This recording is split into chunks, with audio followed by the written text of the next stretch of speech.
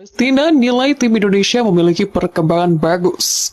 Friendly match. There are no winners or losers. Whoever wins is a winner. Whether we win or lose is not important for us. If you win, it's our win. And I think for you, if we win, it's your win. It's just the feeling, the meaning, the message behind this match is much more important than anything. Supporter itu harapannya nomor satu, harus juara dunia, harus. Jadi harus ada harapan. Jangan bilang AFF kalau bisa juara dunia. Mimpi itu. Kamu kasih saya satu lapangan sepak bola, akan saya lahirkan 100 pemain sepak bola tiap tahun. Kalau melihat kompetisi sekarang, lalu melihat pembinaan sekarang, melihat infrastruktur yang dimiliki Republik Indonesia, ini sudah hasil yang bagus. Ya tentunya pertandingan malam ini tidak sesuai dengan apa yang kami inginkan. Karena memang di awal memulai pertandingan ya kami menargetkan 3 poin, memenangkan pertandingan, tetapi dengan hasil akhirnya 0-0 ya tentunya kami juga bersyukur karena tidak kebobolan dan kami akan memperbaiki lagi di pertandingan berikutnya. Terima kasih. Kalau saya ngomong soal Sintayong pribadi, saya pikir cukup bagus. Saya lihat Sintayong cukup bagus. Dia diberi kewenangan di usia dini sampai yang senior. Saya pikir ini keberanian federasi yang harus kita apresiasi. Secara performance, para pemain sangat baik untuk hari ini, tetapi disayangkan aja. Harusnya kita bisa cetak 2-3 gol hari ini, tapi itu yang sangat disayangkan. Tetapi perjalanan kita hanya bisa maju, jadi pastinya kita akan berkembang dan maju terus ke depan. Kalau kita lihat pertandingan tadi lawan Palestina misalnya, Sintayong sedang mencoba, kalau kita bicara starting line up, mencoba mayoritas komposisi pemain muda. Yang seniornya paling klop sama Ricky Kambuaya. Selebihnya pemain-pemain muda. Dia juga mencoba pemain naturalisasi yang baru bergabung. Rafael Struijk dan Ivar Jenner kan. Di luar Elkan Bagot dan Mark Klok gitu loh.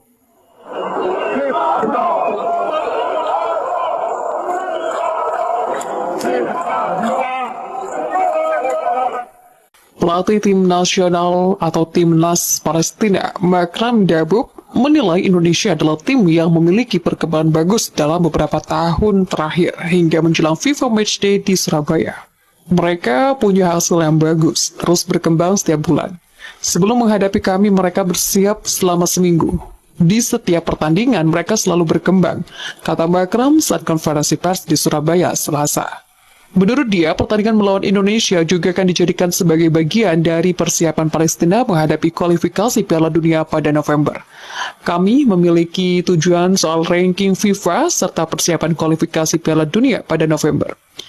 Laga ini sangat penting untuk melihat pemain kami, bagaimana kami bermain karena kami akan bertemu negara seperti Indonesia, ujarnya. Tidak lupa, dirinya juga berterima kasih kepada seluruh masyarakat Indonesia yang telah mendukung Palestina selama ini. Tidak berbeda dengan masyarakat Indonesia, mereka juga mendukung kami. Jadi, terima kasih banyak apa yang telah mereka berikan kepada kami, ucapnya. Sementara itu, pemain timnas Palestina Tamer Seyam berharap mendapat hasil bagus dari pertandingan FIFA Matchday di Surabaya pada Rabu 14 Juni. Kami melakukan persiapan yang bagus untuk melawan Indonesia dan berharap mendapat hasil yang bagus. Tapi di laga terakhir Indonesia juga mendapat hasil bagus juga, katanya. Dirinya bersama tim tidak akan fokus kepada salah seorang pemain saja, karena sepak bola adalah pemain tim bukan individu. Staf telah menganalisa pertandingan Indonesia. Kami tak fokus kepada satu pemain, tapi ke pertandingan. Satu tim Indonesia good football, punya banyak pemain berkualitas. Kami akan bekerja sebagai tim untuk mendapat hasil terbaik, ujar pemain kelahiran November 1992 tersebut. Seperti halnya pelatih timnas Palestina Makram Dabuk, dirinya juga berterima kasih kepada masyarakat, Persatuan Sepak Bola seluruh Indonesia, serta pemerintah Indonesia.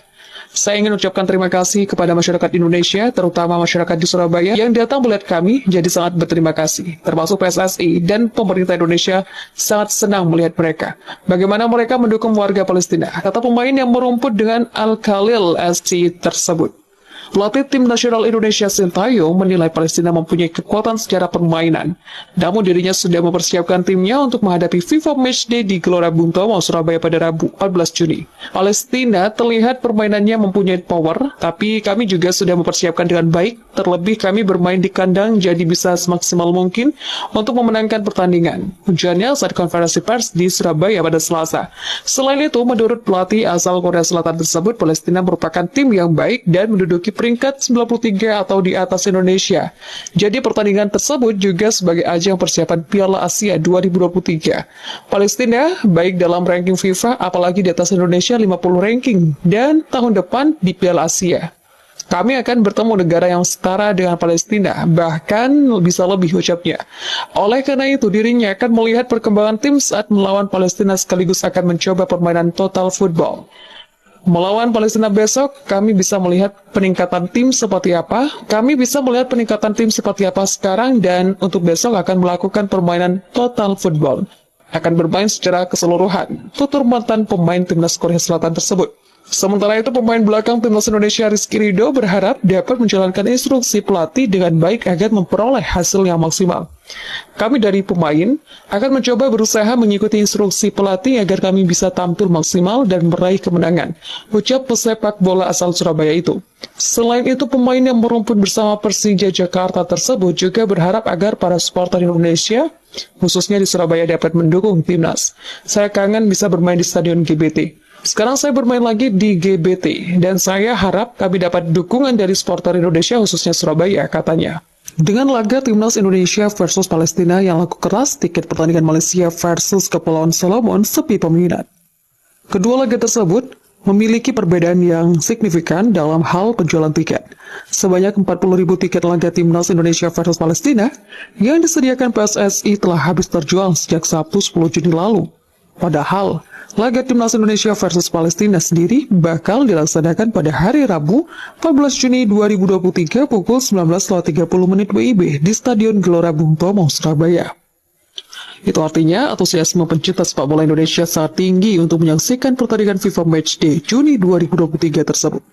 Lantas bagaimana dengan tiket pertandingan timnas Malaysia versus Kepulauan Solomon? Federasi Sepak Bola Malaysia telah menyediakan sebanyak 20.000 tiket laga timnas Malaysia versus Kepulauan Solomon. Laga tersebut juga bakal digelar hari Rabu 14 Juni 2023 di Stadion Sultan Mizan Zainal Abidin, Malaysia.